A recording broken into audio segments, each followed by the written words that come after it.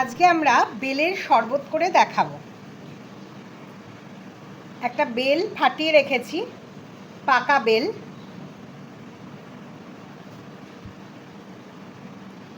কাঁচা তেঁতুল,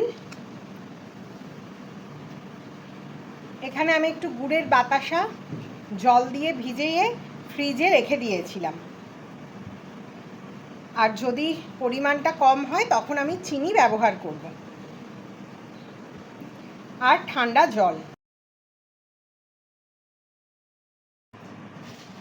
বেলটা নিয়ে নিলাম আর অল্প পরিমাণে তেঁতুল নিয়ে নিলাম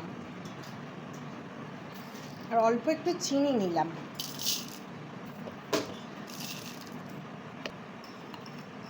একটু নুন নিলাম।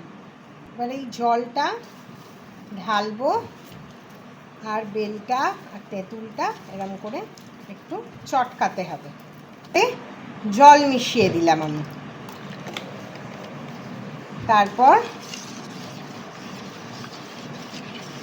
গুলে নিলাম।